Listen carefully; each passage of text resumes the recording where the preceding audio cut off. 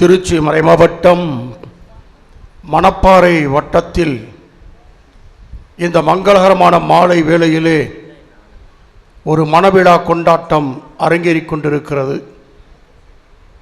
மணவிழா கொண்டாட்டத்திற்கு கூடி வந்திருக்கிறவங்கள் எல்லோரையும் குதூகல மகிழ்வோடு கும்பிட்டு வணங்குகிறேன், வாழ்த்துகின்றேன். திருப்பலியின் தொடக்கத்திலேயே மறைவட்டத்தின் அதிபர் ஒரு கடுமையான கால கட்டுப்பாட்டை எனக்கு விதித்திருக்கிறார். அதற்காக நான் தலைவணங்கி முடிந்தவரை முயற்சி செய்து என்னையே கட்டுப்படுத்திக் கொள்ள விழைகின்றேன். இன்றைக்கு இந்த கே உடையாப்பட்டிக்கும் கே அம்மாப்பேட்டைக்கும் ஒரு விதமான சொந்தம், ஒரு விதமான பந்தம் உருவாகிறது. 1993 ஆண்டு நான் மணவையிலே உதவி பங்கு தந்தையாக இருந்த பொழுது மரியநாயகம் அடிகளார் இந்த ஆலயத்தை கட்டி எழுப்பினார்கள். திறப்பு விழா நிகழ்ந்தது. இந்த ஆலயம் 1993 ஆண்டு கட்டி எழுப்பப்பட்டது கே உடையாப்பட்டி பங்கு என்ற பெயரிலே.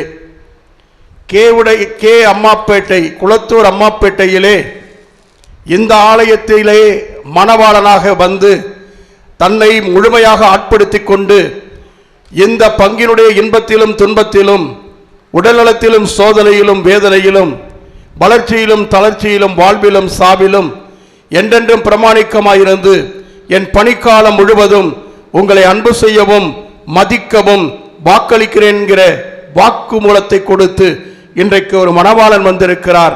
இவர் பிறந்த ஆண்டும் 1993. இந்த ஆலயம் பிறந்தது 93. இன்றைக்கு இந்த மணவாளனுக்கு ஒரு மறக்க முடியாத பிறந்த நாள் விழா. இந்த பிறந்த நாள் விழாவிலே இன்றைக்கு இந்த விழா கொண்டாட்டம் அரங்கேறி இருப்பதை பார்த்து உள்ளபடியே இது கடவுளுடைய திருவுளமாக பார்க்கிறேன். எனவே அனைவரும் பலத்த கரவொலி எழுப்பி பிறந்த நாள் வாழ்த்துக்களை அவருக்கு தெரிவித்துக் கொள்வோம். 15/6/1993 அம்மாப்பேட்டையிலே அவதரித்த இந்த தவப்புதல்வன் தன்னுடைய பிறப்பின் காலத்திலிருந்தே பணிவிலும் பக்தியிலும் வளர்ந்து வந்த காரணத்தினால் 2022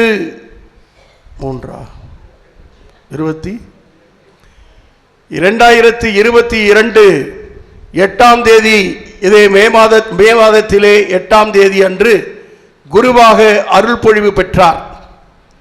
இவர் 93 பிறந்ததும் 2022 குருவாக அருள் பொழிவு பெற்றதும் இந்த கே உடையாப்பட்டிக்கு அவர் வாழ்க்கைப்பட வேண்டும் என்பதற்காகத்தான் என்று கருதுகிறேன். இந்த கே உடையாப்பட்டி எத்தனையோ ஆட்களை பார்த்திருக்கிறது. MS லாரன்ஸ் என்கிற தந்தை கூட ஓராண்டு இங்கே இருந்திருக்கிறார்.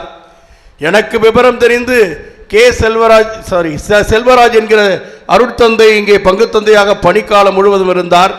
பிலமின்ராஜ் தந்தை அவர்கள் இருந்தார்கள். மூத்தவர் இறந்து விட்டார். அதன் பிறகு வந்தார்கள். கிரிக்கெட் மைதானத்திலே விளையாடுவது போல அடித்தார்கள். சில பேர் சிக்ஸர், சில பேர் டக் அவுட் ஆனார்கள், சில பேர் பந்த வேகத்திலேயே பெவிலியன் திரும்பினார்கள். இது இந்த கே உடையாப்பட்டியினுடைய வரலாறாகவே இருந்துவிட்டது. ஆனால் காலம் நிறைவேறிய பொழுது கடவுள் இத்தகைய ஒரு மாபெரும் காரியத்தை உங்களுக்கு நிறைவேற்றி கொடுத்திருக்கிறார். இந்த கே உடையாப்பட்டி மண்ணுக்கு இன்றைக்கு மாபெரும் மகிழ்ச்சியூட்டும் நற்செய்தியை உங்களுக்கு சொல்லுகிறேன். இதோ உங்களுக்காக ஒரு மகன் பிறந்திருக்கிறான். இதோ நமக்கு ஒரு மகன் தரப்பட்டுள்ளான். நமக்காக ஒரு குழந்தை பிறந்திருக்கிறது. இந்த கே உடையாப்பட்டிக்காக, இந்த கே உடையாப்பட்டி மண்ணுக்காக, இந்த கே உடையாப்பட்டி மண்ணின் மக்களுக்காக அன்றைக்கு அவதரித்த இந்த குழந்தை உங்களுக்காக பிறந்திருக்கிறது. கடவுள் உங்களுக்கு தந்த இந்த தவ மகனை நீங்கள் இன்றைக்கு வரவேற்றிருக்கிறீர்கள். எதற்காக இவர் வந்திருக்கிறார்? இவர் இங்கே வந்து என்ன செய்ய போகிறார்? தொடக்கத்திலேயே சொல்லிவிட்டேன். உங்களோடு வாழ வந்திருக்கிறார். உங்களுடைய இன்பத்திலே துன்பத்திலே, உங்களுடைய சுகத்திலே சோகத்திலே, உங்களுடைய சோதனையிலே வேதனையிலே, உங்களுடைய வளர்ச்சியிலே தளர்ச்சியிலே, உங்களுடைய வாழ்விலே சாவிலே, நீங்கள் அழுகிற பொழுது உங்களோடு சேர்ந்து அழுவதற்கு, நீங்கள் மகிழ்கிற பொழுது உங்களோடு சேர்ந்து மகிழ்வதற்கு, உங்களுடைய சுமைகளை தூக்கி சுமக்கக்கூடிய உடன் சுமையாளராக பழுசுமையாளராக பாவசங்கீதன தொட்டியிலே உங்களுடைய கரைகளையும் பாவங்களையும் இறக்கி வைக்கக்கூடிய சுமைதாங்காக இங்கே வந்திருக்கிறார். பயன்படுத்திக் கொள்ளுங்கள். இது கடவுள் தந்த அருட்கொடை. கடவுளுக்கு இன்றைக்கு நீங்கள் நன்றி செலுத்த வேண்டும். கேவடையாப்பட்டி மக்கள், இது நீங்கள் விரும்பிய ஒன்று அல்ல, வேறு யாரும் விரும்பிய ஒன்றும் அல்ல. கடவுள் விரும்பிய காரணத்தினால் இங்கே வந்திருக்கிறார். கடவுளை மட்டுமே நம்பி இங்கே அடியெடுத்து வைத்திருக்கிறார். கடவுளின் பணியை உங்களுக்கு ஆற்ற வந்திருக்கிறார்.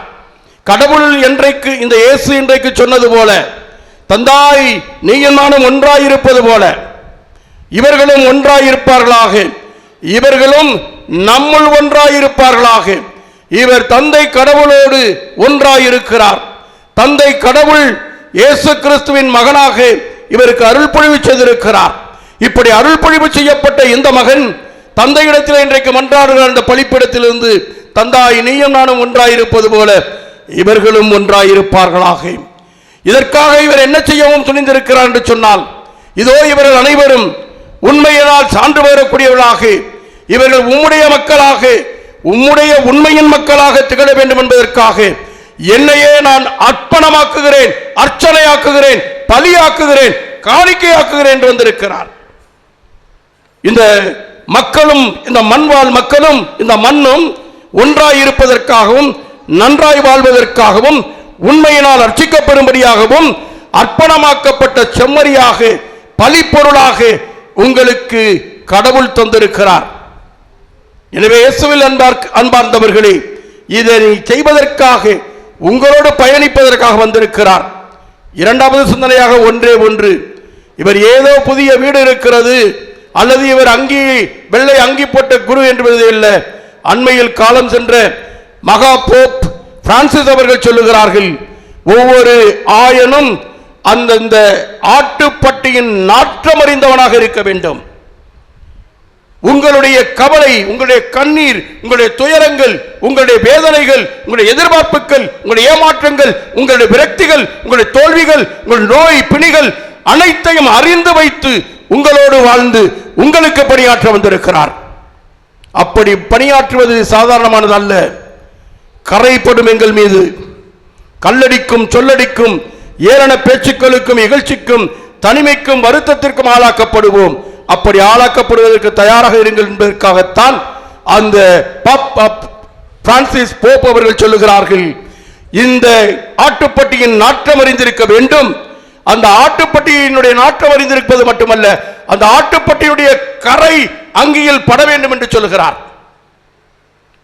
அந்த ஆட்டுப்பட்டியுடைய கரைகள் என்று சொன்னால் உங்களுடைய குறைகள், உங்களுடைய குமுறல்கள், உங்களுடைய அழுகைகள், உங்களுடைய கண்ணீர், உங்களுடைய விரக்திகள் எல்லாமே அவருடைய அங்கியிலும் அவர் பணியாற்றுகிற பணியிலும் அது கரையாக படிய வேண்டும். அப்படி படிவதற்காக தன்னை கொடுக்க வந்திருக்கிறார். இயேசுவில் அன்பார்ந்தவர்களே, இப்படி பலியாக பணியாற்ற, உங்களோடு வாழ, உங்கள் மத்தியிலே இந்த ஆட்டுப்பட்டிக்கு உரிமையாளராக கடவுள் இருக்கிறார். இந்த ஆட்டுப்பட்டியை பாதுகாக்கக்கூடிய கண்காணிப்பாளராக வந்திருக்கிறார். ஜே சகாயராஜ், நீ என்னை அன்பு செய்கிறாயா என்கிற வார்த்தை அவர் காதுகளிலே இப்போது கேட்டுக்கொண்டிருக்கிறது. ஆமாண்டவரே என்று அவர் பதில் சொல்லுகிறார். அதற்கு கடவுள் சொல்லுகிறார், இந்த கேவடையாப்பட்டி மந்தையை பேணி வளர் என்று சொல்லுகிறார். இன்றைக்கு இவருக்கும் கடவுளுக்கும் இடையே நடைபெறுகிற, இயேசுவுக்கும் இடையே நடைபெறுகிற டீல் இதுதான். நீ என்னை அன்பு செய்கிறாயா? ஆமாண்டவரே, நான் உண்மை அன்பு செய்கிறேன். நீ என்னை அன்பு செய்வது உண்மையானால் இந்த கேவடையாப்பட்டி மக்களை பேணி வளர் என்று சொல்கிறார். பேணி வளர்ப்பதற்காக, அப்படி உங்களை வளர்க்கின்ற பொழுது சுமைகள் அதிகமாக இருக்கலாம். பார்ப்பதற்கு சிறிய உருவம், ஆனால் வலிமையான இதயம் கொண்டவர், பணிவு மிக்கவர், பக்தி மிக்கவர். எந்த காரியத்தையும், எந்த ஒரு எதிர்ப்புகள் வந்தாலும், இயலாது என்று எல்லோரும் அவருக்கு புத்திமதி சொன்னாலும் நடத்தி காட்டுகிறேன் என்று அசைக்க முடியாத நம்பிக்கையோடு சாதனை புரிந்தவராக பார்க்க முடிகிறது. தொடக்கத்திலே தந்தை லாரன்ஸ் சொன்னது போல, லூர்து நகர் என்கிற அந்த இடத்திலே அப்படிப்பட்ட ஒரு பணியை, இதுகாரம் அது காட்டூர் பங்கிலே ஒரு கிளைப்பங்காக இருந்த காலத்தில் இருந்து இன்று வரை அப்படி ஒரு காரியத்தை யாரும் செய்தவில்லை, செய்திருக்க முடியாது. அத்தகைய நிலையிலே அவர் இரவு பகல் என்று பாராமல் வெகு தூரம் பயணித்து சென்று அந்த மக்கள் ஒவ்வொருவருடைய வீட்டிலும் தங்கிவிட்டார். ஒரு காலத்திலே அண்மையிலே மேடையிலே கேட்டோம், நான் ஏற்கனவே ஒவ்வொருவருடைய வீட்டிலும் புகுந்து விட்டேன் என்று சொல்லி தமிழகத்திலே விசிலடித்துக் கொண்டிருக்கிறார்கள்.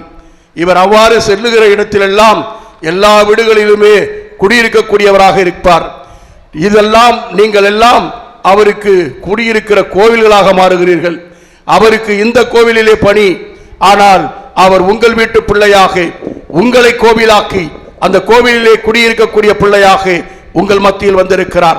மறைமாவட்டம் பெருமகிழ்ச்சியோடு இத்தகைய ஒரு தந்தையை உங்களுக்கு தாரை வார்த்து தந்திருக்கிறது என்று சொன்னால் கடவுளுக்கு நன்றி செலுத்துங்கள். இங்கே பார்க்கிற இந்த குருக்களின் பட்டாளத்தை பாருங்கள். வந்திருக்கக்கூடிய அவர் பணியாற்றிய பல பகுதிகளில் இருந்து வந்திருக்கக்கூடிய படையாக திரண்டு வந்திருக்கக்கூடிய மக்கள் திரளை பாருங்கள். அதிலிருந்து விளங்கும் இவர் செய்யக்கூடிய நற்செயல்களை கண்டு இவர் கடவுளின் சீடர் என்பதை உலகம் நம்பும் என்று இன்றைக்கு வாசிக்க கேட்டோம். அதே போன்று இவர் எத்தகைய நற்செயல்களை செய்தார் என்பதற்கு சாட்சியாக நம்பக்கூடிய விதத்திலே இவர் இங்கே வந்திருக்கிறார். இறுதியாக உங்களுக்கு ஒன்று சொல்லுகிறேன். பவுலடியார் சொல்லுகிறார், நான் வழிபடும் இயேசு யார் என்று எனக்கு தெரியும், அவர் நம்பத்தக்கவர் என்று சொல்கிறார். அவர் நம்பத்தக்கவர், கடவுள் நம்பத்தக்கவர். இவரும் கடவுளை நம்புகிறவர், ஒரு விதத்திலே எல்லோருக்குமாக நம்பத்தக்கவர். ஆனால் இன்றைக்கு அந்த நம்பத்தக்க கடவுளே இவரை நம்பி என்னை நம்பி எனக்கு தந்த பொறுப்பதனை என்று நாம் பாடுகிறோம். இவரை நம்பி இந்த கேவுடையாப்பட்டி பட்டுக்கத்திலே இருக்கக்கூடிய அனைத்து கிளை பங்குகள் மக்கள் எல்லோரையுமே இவரை நம்பி கடவுள் ஒப்படைக்கிறார். இன்று முதல் நீங்கள் இவருக்கு சொந்தம், இன்று முதல் இவர் உங்களுக்கு சொந்தம், நீங்களும் இவரும் கடவுளுக்கு சொந்தம். அவரே இன்றைக்கு கைப்பிடித்து இந்த மங்கள விழாவை நடத்தியது போல மறைவட்ட அதிபர் அவர்கள் இந்த விழாவுக்கு தலைமையேற்று நடத்தி 2 சாட்சி கையெழுத்துக்களையும் வாங்கி இந்த மணவிழா கொண்டாட்டத்தை நிறைவு செய்திருக்கிறார். வாழ்க பல்லாண்டு, வளர்க நீ உங்களுடைய தொண்டு. இந்த மக்களும், இந்த மண்வாழ் மக்களும், இந்த மண்ணும், இதில் பணியாளராக வந்திருக்கக்கூடிய நீங்களும் என்னாலும் இறையருளால் நிறைக்கப்பெற்று உங்கள் இதயங்கள் விரும்பி தேடுகிற தீங்கற்ற நல்வாழ்வுக்கு சொந்தக்காரர்களாக மாற வேண்டும் என்று சொல்லி வேண்டி விரும்பி வாழ்த்தி வணங்கி உங்களுக்கு இந்த நல்ல ஒரு திருப்பலியிலே உங்களுக்காக ஜெபிக்கிறோம். ஆமென்.